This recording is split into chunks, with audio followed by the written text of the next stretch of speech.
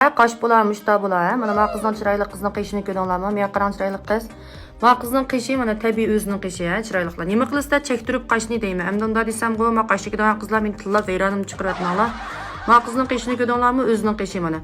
Ash quyruq tarafdan oldiga hech ko'ra oldinglarmi? Mana qo'lingizni bunday qilib bering, azroq qilib.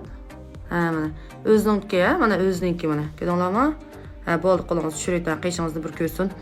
Bu qaşni çoşdan ilib qaşqa ko'chirish qilamiz, o'maqlar. Mana bu qizmi bekor olib qolsa, o'zi mana bunda qaşlarni mushtaq qilib, mana mashq qilib o'tiryapti-da. Bu qiz bola qaş qilishga shunda usta.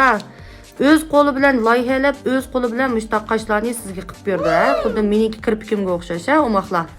Mening kirpigimni, qishimni mana mush qiz qildi. Menga bir qarab aytang, "Voy, birdan maqashlaringizni bir ko'rib olsin." Nima qaşlarni ko'ra oldinglarmi? Mana shunda o'zingizning tabiiy tuk qashlaringizga ega bo'lgingiz bo'lsa, bizga aloqalasanglar bo'ldi. Ömürlük bo'ldi, o'ma qizlar ömürlük. Bu yoqdan qilib bo'lib, bu yoqdan ish qilib berib ishlayversangiz bo'laverdi. Zahmsiz holat chiqdi, ha? Sizcha o'zingizni nima qilishingiz qilgan kun bo'ldi? Bugun 10-kuni. 10-kuni, ha? Mana qanday ta'siratda bo'lyapsiz? Tushib ketmaganda, xo'qirlab. Yo'q, tushib ketmadi, shunday yaxshi turdi. Mana bu ko'chirish qildik-da, buning yildizni biz asosiyatda. O'zimizning tuki tutsa bu. Ha, o'zingizning tuki o'g'ashqa hech qanday yeklamaydi, ha, o'maqlar.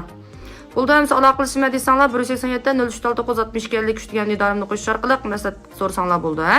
Xayr, xo'sh tanga. Nice.